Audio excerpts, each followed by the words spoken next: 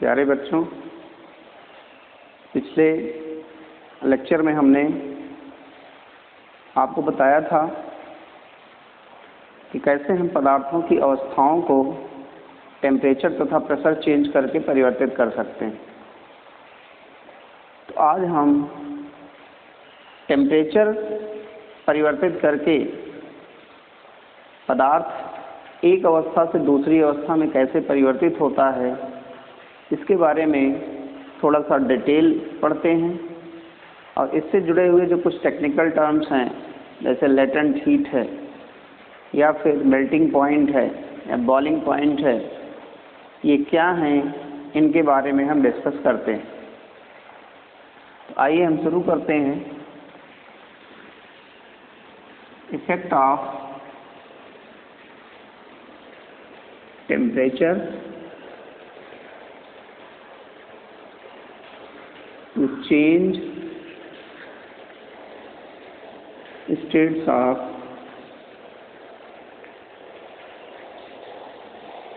matter।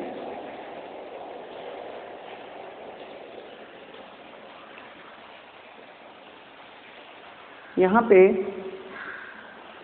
सबसे पहले हम लेंगे कोई एक मटेरियल हम ले लें और थोड़ा सा अनुभव करें कि सर्वप्रथम यह किस रूप में, अगर हम इसको इस ढंग से लें और उस पदार्थ की सॉलिड अवस्था को लें,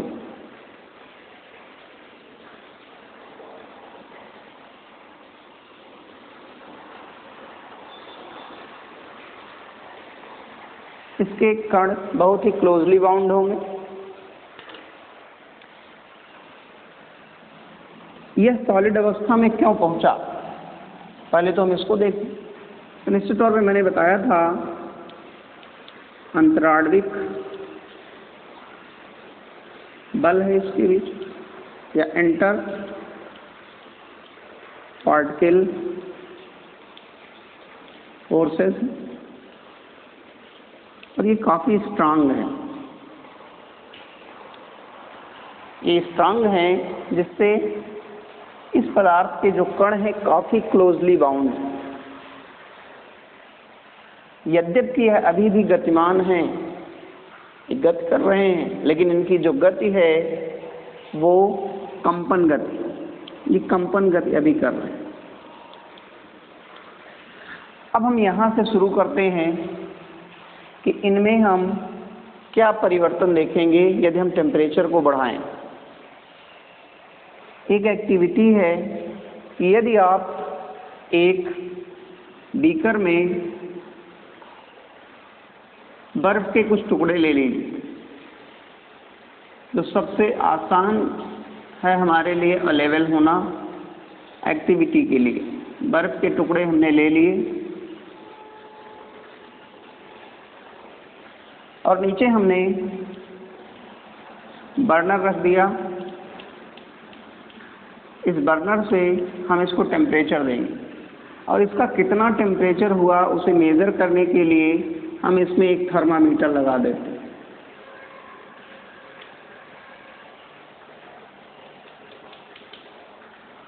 अभी तक हमारा जो पदार्थ था वो इस रूप में है।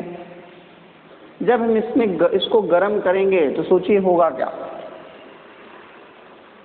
आप जानते हैं जो हीट एनर्जी देंगे, गर्म करने का मतलब क्या है, इसको हीट एनर्जी देना।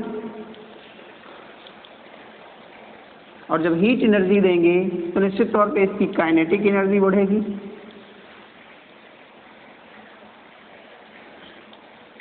काइनेटिक एनर्जी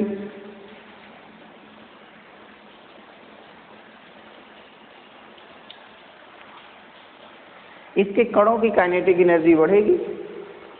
तो जो काइनेटिक एनर्जी आप बढ़ा रहे हैं वह इस इंटर पार्टिकल फोर्सेस को कमजोर करता है। आप जानते हैं कि दोनों एक दूसरे के विपरीत प्रकृति के फोर्स हैं। जब इसे कमजोर करेगा तो शुरुआत में तो जो कंपन कर रहा था, यह कंपन की दर तीव्र हो जाएगी। यानी टेम्परेचर जैसे ही हमने इसका बढ़ाया, वैसे ही के पार्टिकल्स के बीच का जो कंपन है वो कंपन तीव्र हो जाए। लेकिन अभी भी ये बाउंड अवस्था में बंधे होंगे। यदि हम इसको थोड़ा सा और टेम्परेचर दें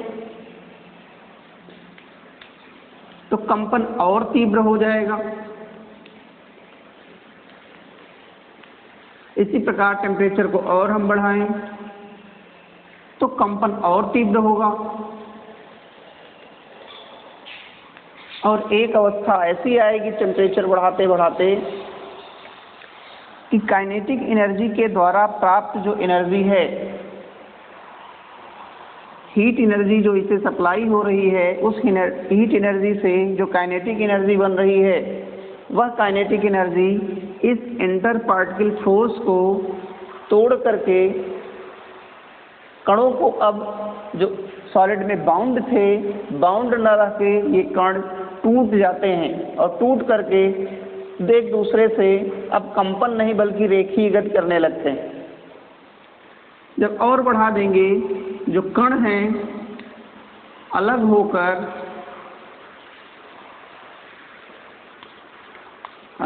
होकर गति करने लगेंगे और यह जो गति होगी ये रेखीय गति होगी।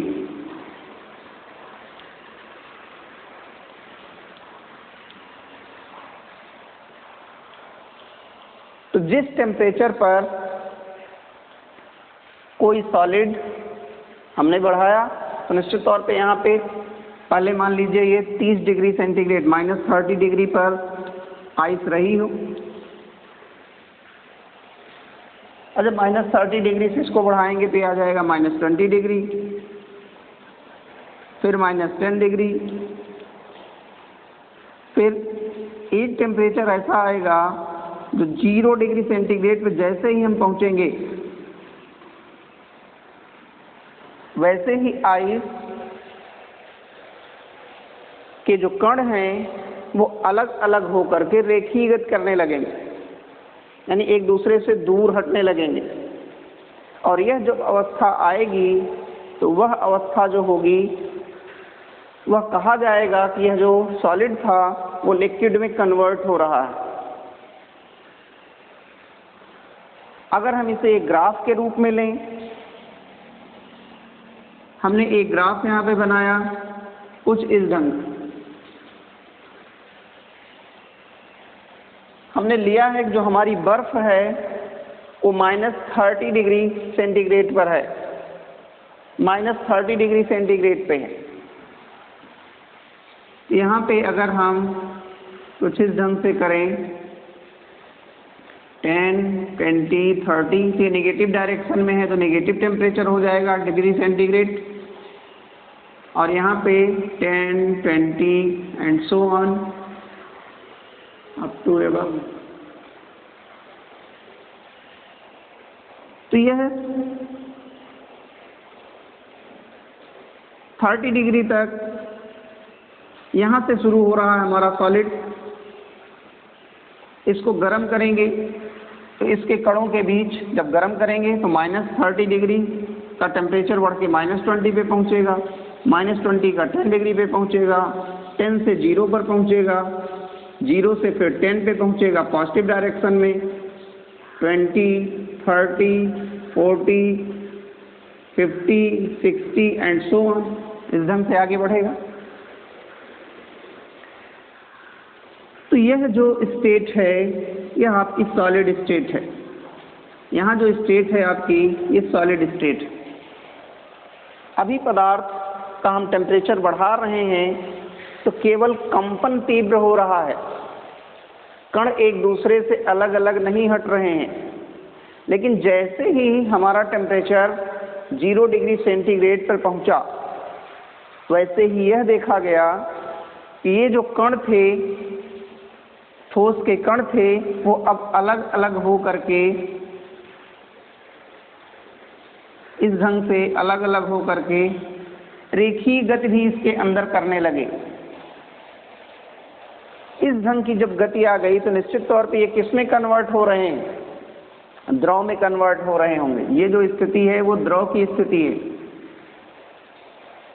अब यहाँ से फिर हम टेम्परेचर को आगे बढ़ाएं तो देखा यह गया कि अब टेम्परेचर बढ़ नहीं रहा है। 0 डिग्री सेंटीग्रेड पहुँचने के बाद इसका टेम्परेचर बढ़ नहीं रहा है। हम तो हीट नीचे से दे रहे हैं लेकिन टेम्परेचर उसका बढ़ नहीं रहा है। और वह कुछ अगर टेम्परेचर नहीं बढ़ेगा तो इसका मतलब वह 0 डिग्री सेंटीग्रेड पर कुछ देर के लिए कांस्टेंट हो जाएगा।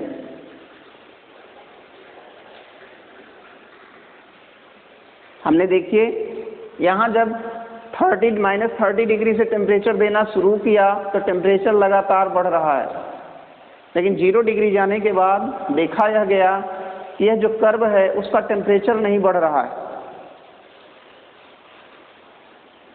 तब तक नहीं बढ़ता है जब तक कि उस बीकर में स्थित आइस के एक भी टुकड़े बचे हों। जब सारे टुकड़े पिघल जाएंगे उसके बाद फिर अगर आप हीट को लगातार देते रहेंगे तो फिर टेम्परेचर बढ़ना प्रारंभ करता है और यहाँ से कुछ इस ढंग से जाएगा और यह टेम्परेचर बढ़ते बढ़ते 100 डिग्री सेंटीग्रेड तक पहुँच जाता है। और जैसे ही 100 डिग्री सेंटीग्रेड पर पहुँचा वैसे फिर और अधिक अगर हम ताप दे रहे होंगे, ताप तो हम लगातार दे रहे हैं किंतु उसका टेम्परेचर कुछ क्षणों के लिए 100 डिग्री सेंटीग्रेड से ऊपर नहीं जा रहा है, यानी फिर कांस्टेंट हो गया। तो ये जो अवस्था आई ये पुनः कांस्टेंट होने की आई। इसका तापमान यहाँ 100 डिग्री सेंटीग्रेड पर पहुंचकर पुनः नियत हो गया, कांस्टेंट हो गया।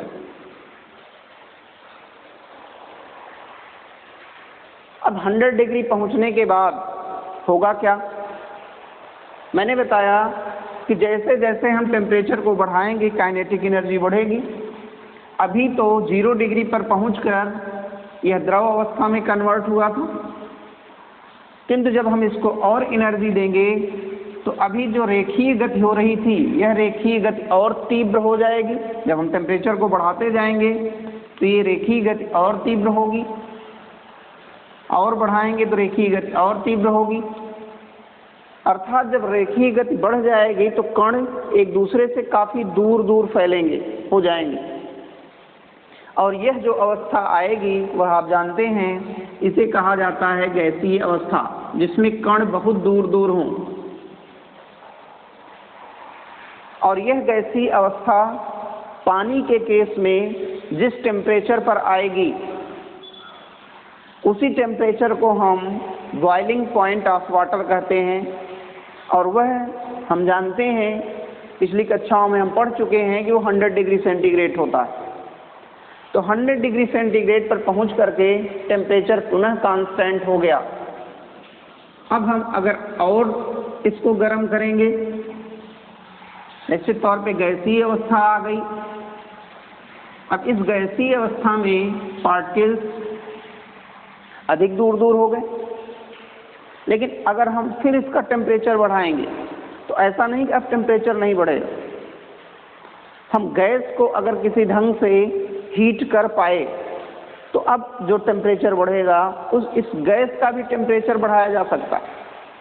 सुपर हीटेड गैसेज होती हैं तो यहाँ से इसका टेम्परेचर पुनः बढ़ना प्रारंभ होगा। तो ये जो अवस्था यहाँ से यहाँ जाएगी यह अवस्था गैस अवस्था होगी, गैसियस स्टेट। यह जो अवस्था है ये द्रव अवस्था है। इस स्टेट में जो लीनियर है यहाँ पे ठोस और द्रव दोनों साथ साथ रहेंगे। और यहाँ पे जो स्टेट है यहाँ पे द्रव और गैस दोनों साथ साथ रहेंगे। अब समझिए इसको, हमने सॉलिड लिया और सॉलिड को गर्म करना प्रारंभ किया। तो ये गर्म होते होते जैसे ही 0 डिग्री पर पहुंचेगा, उसके जो कण एक दूसरे से बाउंड थे इंटर पार्टिकल फोर्सेस की वजह से, जब थर्मल एनर्जी या हीट एनर्जी उस इंटर पार्टिकल फोर्सेस को तोड़ने में सफल हो जाएगी, तब पदार्थ ठोस से द्रव अवस्था में परिवर्तित होना प्रारंभ हो जाएगा।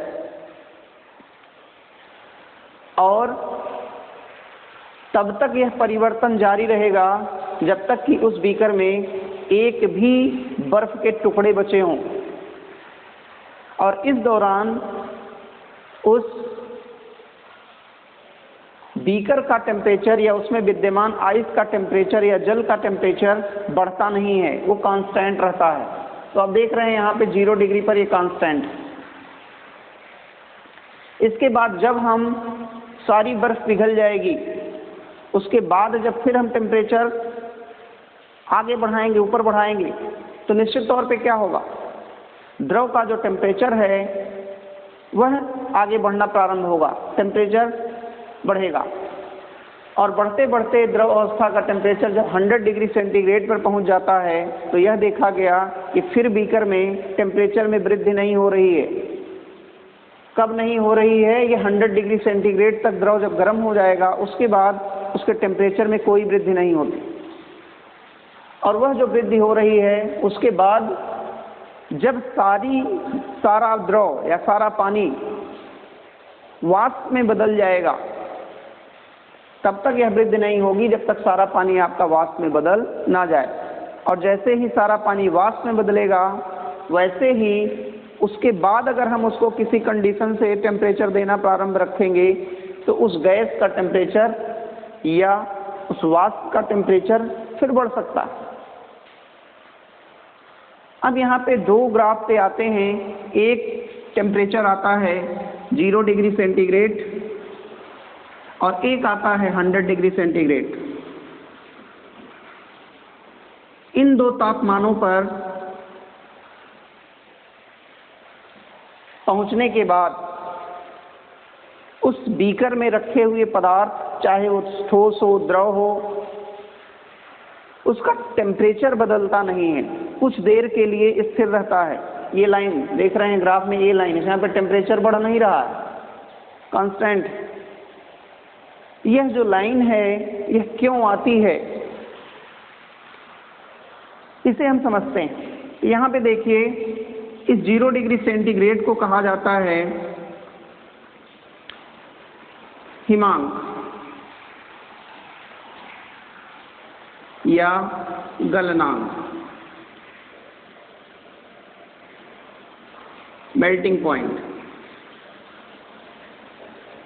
पॉइंट, या इसी को कहा जाता है फ्रीजिंग पॉइंट।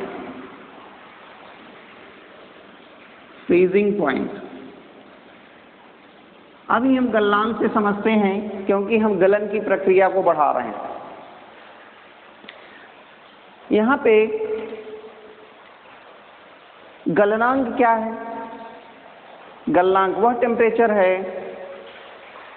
जिस पर कोई ठोस पदार्थ द्रव अवस्था में परिवर्तित होता है या परिवर्तित होना प्रारंभ हो जाता है।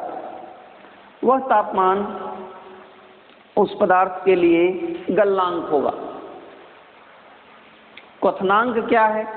100 डिग्री सेंटीग्रेड पर इसे हम क्वथनांक कहते हैं। क्वथनांक क्या है, या बॉइलिंग पॉइंट इसको कहेंगे।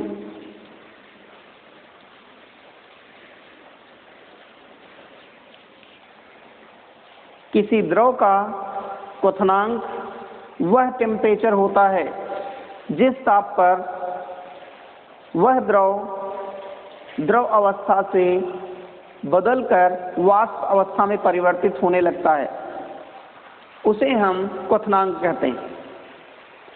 तो ये जो हमने 0 डिग्री सेंटीग्रेड और 100 डिग्री सेंटीग्रेड लिखा है, ये जल के केस में लिखा है। केवल वाटर के केस में ऐसा होता है, अन्य केसेस में ऐसा नहीं है। हर पदार्थ के लिए अलग अलग गलनांक होंगे, अलग अलग क्वथनांक होंगे।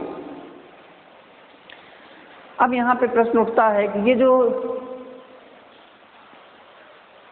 पैरेलल लाइन है एक्सिस के, एक्स एक्सिस के पैरेलल लाइन है। ये क्या चीज है, क्यों टेम्परेचर नहीं बढ़ा? तो यहाँ पे इस चीज को हम समझते हैं।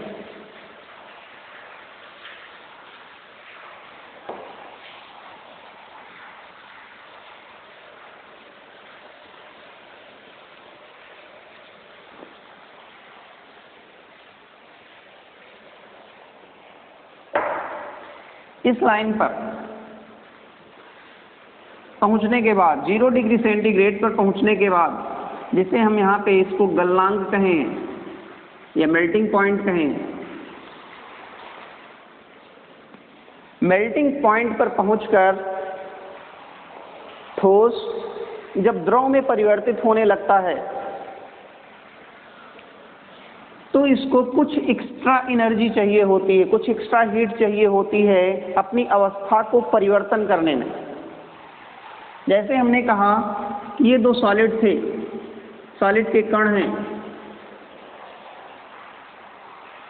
अभी तक जो हम टेम्परेचर दे रहे थे, कंपन जरूर बढ़ा रहे थे इनका, लेकिन वह ऊर्जा, हीट एनर्जी इनके टेम्परेचर को बढ़ाने में खर्च हो रही थी।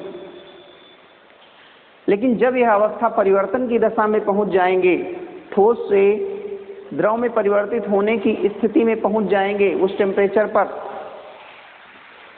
ये एक दूसरे से सेपरेट होंगे, अलग होंगे।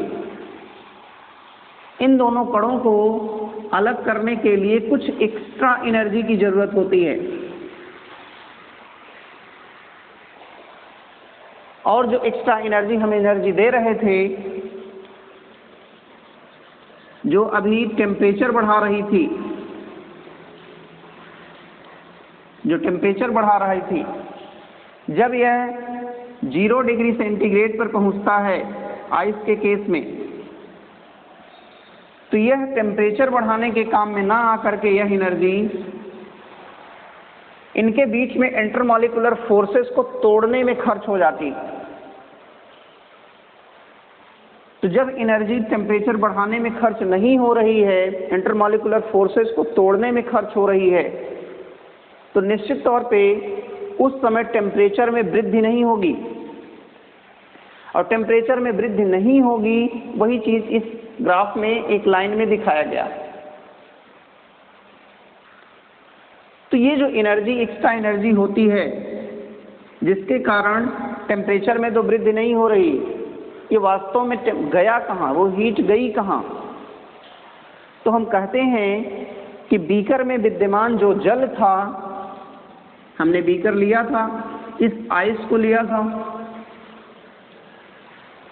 अब इस आइस में जब हमने गर्म किया इसको, तो एक ऐसी स्थिति आई कि जब टेम्परेचर हम दे रहे थे तो एक तो कर्व बढ़ रहा था, लगातार टेम्परेचर बढ़ रहा था। लेकिन जब ये 0 डिग्री पर पहुंचा तो उसके बाद इसका टेम्परेचर कुछ देर के लिए स्टेट हो गया, यानी कांस्टेंट हो गया। तो जो कांस्टेंट वाली स्थिति है, उस स्थिति में जो इसको एनर्जी दी जा रही थी, वह एनर्जी गई कहाँ? तो यह कहा जाता है कि यह जो एनर्जी एक्स्ट्रा हमने दी थी, वो ठोस अवस्था से द्रव अवस्था में कन्वर्ट होने पर के लिए दी गई, खर्च हुई। तो जो खर्च हुई एनर्जी है वो होगी किसके पास? निश्चित तौर पे किसके पास विद्यमान होगी? उस द्रव के पास।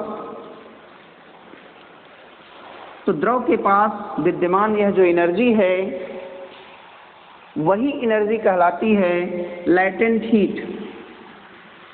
Latent heat of melting.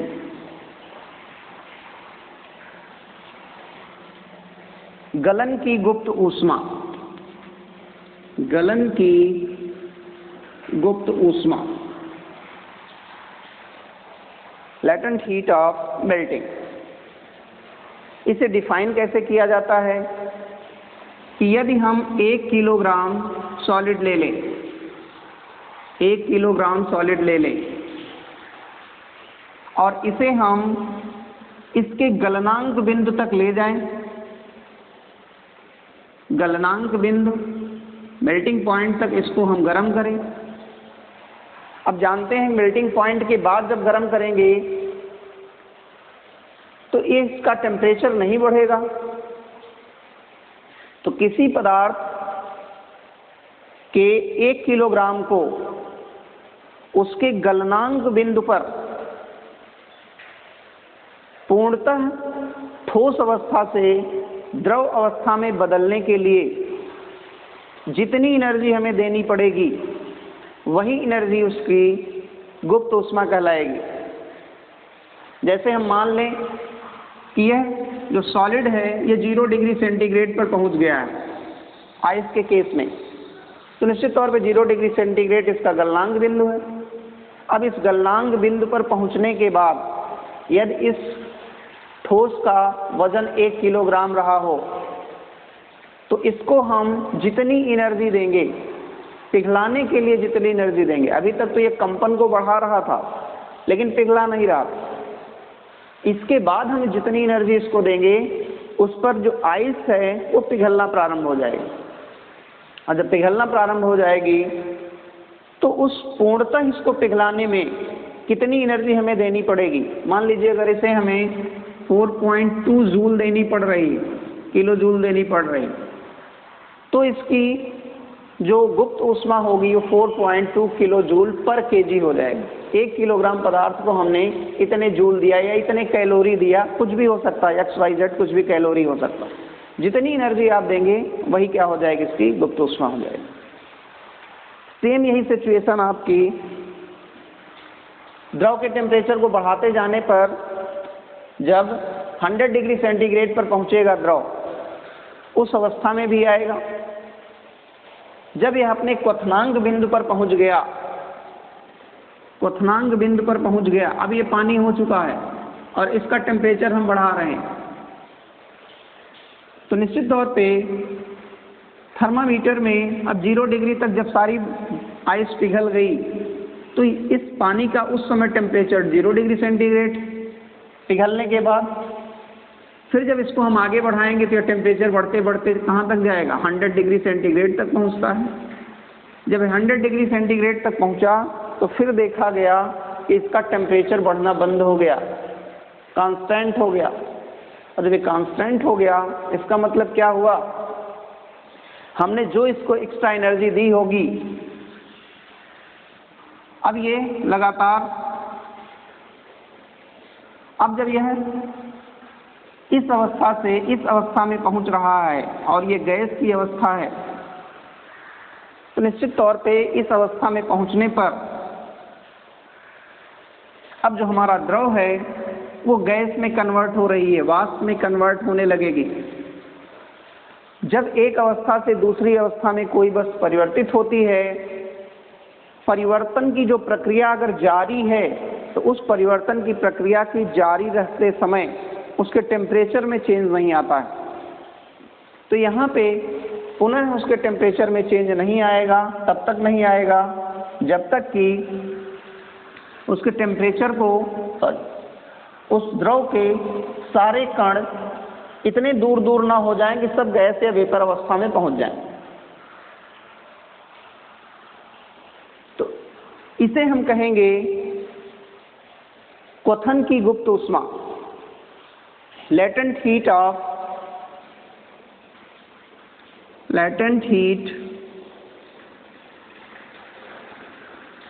of boiling, क्वथन की गुप्त ऊष्मा। यह क्या होती है, यदि हमने द्रव को 1 किलोग्राम ले लिया और इसको हम 100 डिग्री सेंटीग्रेड पर ले लें, तो 100 डिग्री सेंटीग्रेड पर विद्यमान किसी द्रव के 1 किलोग्राम को पूर्णतः वाष्प अवस्था में परिवर्तित करने के लिए जितनी एक्स्ट्रा एनर्जी हमें देनी पड़ेगी वही एक्स्ट्रा एनर्जी कहलाएगी लेटेंट हीट ऑफ बॉइलिंग। और आप जानते हैं कि यह हीट किस में रहेगी, जो गलन की गुप्त ऊष्मा थी किस में थी, वो द्रव में थी, और जो क्वथन की लेटेंट हीट होगी वह किस में विद्यमान रहेगी, वह विद्यमान रहेगी आपके वाष्प में। इसीलिए कहा जाता है कि यदि 100 डिग्री सेंटीग्रेड पर विद्यमान कोई जल हो तथा 100 डिग्री सेंटीग्रेड पर विद्यमान वाष्प हो तो दोनों में किसमें ज़्यादा एनर्जी है, तो निश्चित तौर पे आप देख रहे हैं कि यह तो द्रव है, यह भी 100 डिग्री सेंटीग्रेड पर है, और यह वाष्प है, इसे भी 100 डिग्री सेंटीग्रेड पर ले लें। तो किसमें एनर्जी ज़्यादा होगी? द्रव को वाष्प में बदलने के लिए हमें थोड़ी सी एक्स्ट्रा एनर्जी और देनी पड़ी। वह एनर्जी कौन थी? Latent heat of boiling. तो निश्चित तौर पे द्रव के पास अगर मान लीजिए पहले एक्स एनर्जी रही होगी 100 डिग्री सेंटीग्रेड पर, तो इसके पास एक्स एनर्जी तो अभी विद्यमान ही है, साथ ही साथ जो लेटेंट हीट थी LH, ये भी इसके अंदर जुड़ जाएगी। लेटेंट हीट भी इसके अंदर विद्यमान होगी। इसलिए 100 डिग्री पर विद्यमान जो वाष्प होगी उसमें विद्यमान एनर्जी, हीट एनर्जी, उसी टेम्परेचर पर विद्यमान अगर कोई लिक्विड है उसकी तुलना में ज़्यादा होती है। इसलिए कहा जाता है कि अगर 100 डिग्री सेंटीग्रेड गर्म पानी से आप जल जाएं तो उतना खतरनाक नहीं होता है, लेकिन अगर गर्म वाष्प के साथ आप जुड़ें, जल जाएं, तो जलन ज़्यादा होती है शरीर में। ऐसा क्यों है? क्योंकि आप जानते हैं 100 डिग्री सेंटीग्रेड के पानी के पास एनर्जी कम है, और अगर हम वाष्प के साथ जलें, भाप आपके हाथ में लग जाए या भाप से आप जल जाएं, तो निश्चित तौर पे 100 डिग्री सेंटीग्रेड पर तो वो था ही, साथ ही साथ उसके पास गुप्त ऊष्मा भी विद्यमान थी, तो उसके पास हीट ज़्यादा थी। इस वजह से वाष्प की जो बर्निंग होती है वो ज़्यादा हानिकर होती। तो इस ढंग से हमने देखा कि कोई सॉलिड कैसे सॉलिड से द्रव में, फिर द्रव से गैस में कन्वर्ट हो रहा है। इसमें दो स्टेप आते हैं जिसमें टेम्परेचर इसके कांस्टेंट रहते हैं, और जो कांस्टेंट टेम्परेचर है यहीं पे जो एनर्जी का अवशोषण होता है वो गुप्त ऊष्माओं के रूप में होता है। यहाँ द्रव की गुप्त ऊष्मा है ये, और यहाँ पे जो विद्यमान है वो गैस की गुप्त ऊष्मा है जो बॉइलिंग के कारण आई, और यहाँ पे जो गुप्त ऊष्मा होती है द्रव की वह आती है गलन के कारण। तो इस ढंग से टेम्परेचर बढ़ाकर हम किसी पदार्थ के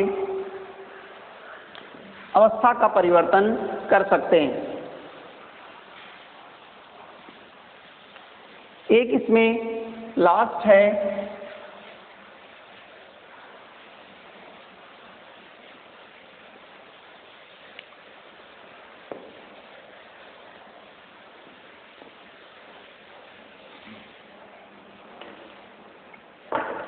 सब्लिमेशन।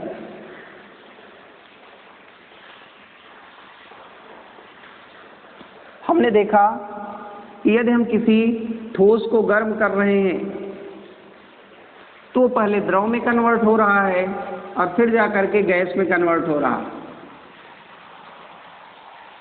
लेकिन कुछ ऐसे पदार्थ होते हैं जिनको यदि हम गर्म करें, वो ठोस अवस्था में है, गर्म करें तो द्रव अवस्था में नहीं जाते बल्कि सीधे गैस अवस्था में पहुंच जाते हैं। जैसे हम ले लें अमोनियम क्लोराइड।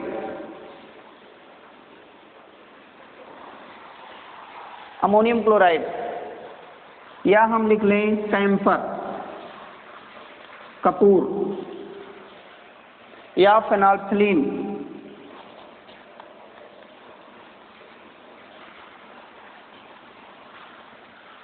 ये जो गोली है, हम लोग झींगुर मारने वाली गोली रखते हैं कपड़ों में जिससे झींगुर न लगे।